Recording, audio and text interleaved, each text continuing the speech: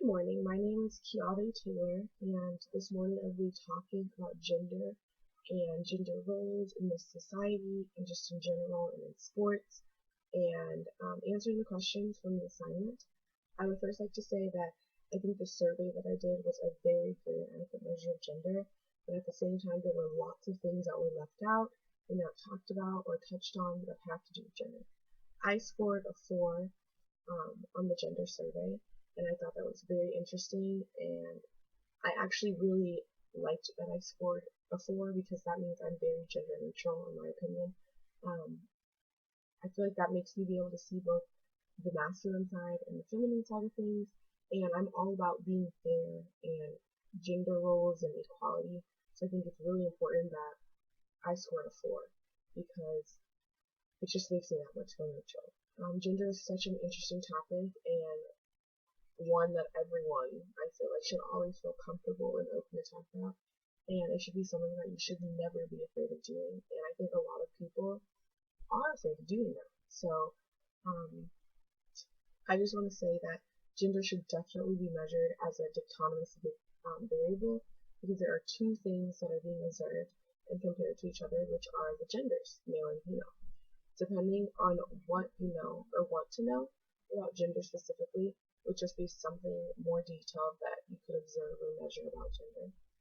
There are a lot of aspects in the topic of gender that can be looked at, and I think that you should measure gender as a dichotomous variable because you are able to take two things, male and female, and measure them and observe them individually, regardless of what you're trying to figure out.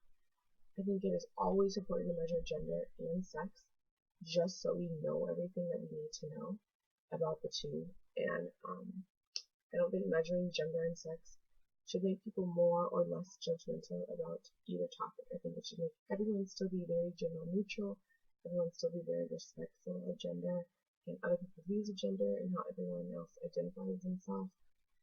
Everyone is always entitled to their own opinion and can think and believe whatever they want. But I think, if nothing else, measuring sex and gender will give us the numbers that we're looking for, the information we're looking for, the answers we're looking for, and if nothing else, it'll help us get actual facts and actual numbers, so we'll have statistics when we do want to talk about gender. Before even watching the video about all the sports, all 3 videos about sports, and I only knew that they were about sports, I knew instantly that this would be very interesting and like such a touchy subject and hard to like get to the bottom of, just because I feel like in sports gender is a big issue and we don't always realize how big of an issue it is and how unfair it gets with gender in sports. I feel like the location where the sport is played can also make a difference because depending on where you are, depending on what sport you play, that can all determine those gender roles and why people are even questioning gender to begin with. The video titled Track Meet Controversy was very interesting to me, and I thought that what was most important in that video was the person who won, and it shouldn't have been a big deal about her gender. I feel like in the video they were only concerned about her gender, only questioned her gender, and only wanted her to take that gender test because of how amazing she was doing. I say this because the track star is a female and identifies herself as a female, and that's how she was born. I think it's super sad and almost disrespectful that it's even questioned whether she is a male or female just because of how talented she is. The fact that that was even questioned takes the shine away from all the incredible things that she did and all that she had just accomplished, because we're focusing on the wrong things. It's sad that she even had to go through this, and I think if she says that she's female and that's what she's born as, then that's what it is. Why does a track star have to have a medical condition just because of how talented she was? I felt like it was so sad, and I also felt like that if she wouldn't have won and she wasn't as talented as she was, but she was in the same sport, doing the same thing, just not doing as well, people could care less. People at that point wouldn't question her gender, wouldn't want the test, wouldn't want any of the things they're doing because of her success. The second video that I watched that was titled Real Sports with Bryant Gumbel is one I'm sure there would be so much more debate about than the first video.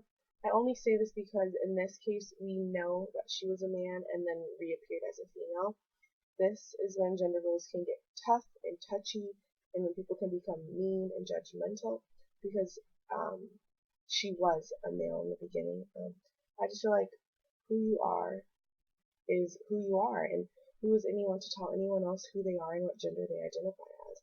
But at the same time, it's tough because she did have surgery, but biologically, she wasn't born a woman, and she has things that women who are born with don't have. She had to start from scratch, just like anyone else, and build her talent and build her confidence.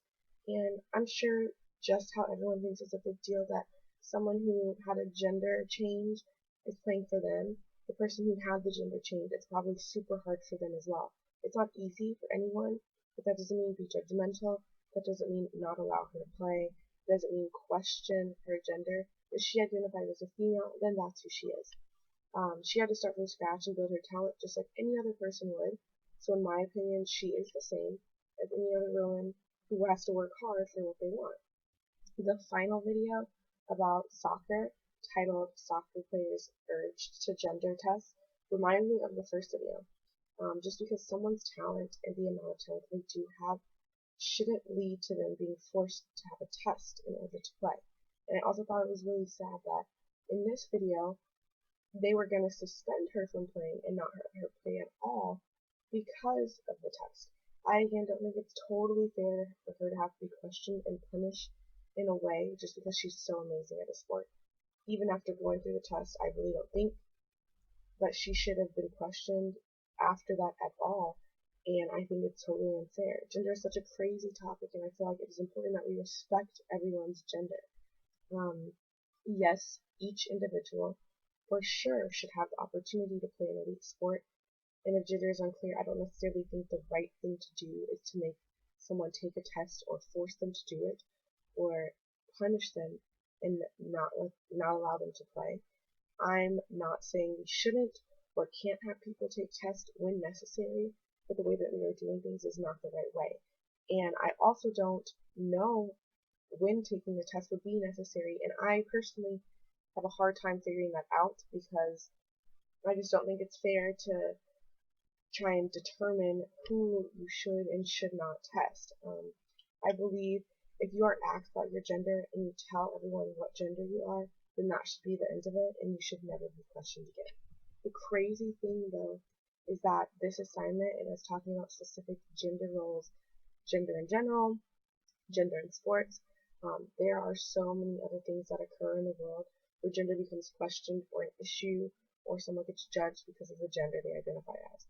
For example, in schools and churches, on the streets, everywhere we go, literally, if someone looks a different gender than they are, or anyone questions a person's gender, it's always a problem. And I feel like today in society we are way too judgmental about gender, and we think that whatever we say is correct, which isn't the case. If we think someone is the way they are and they aren't, and that's how they say they aren't, then that's what it is. It's not your body, it's theirs.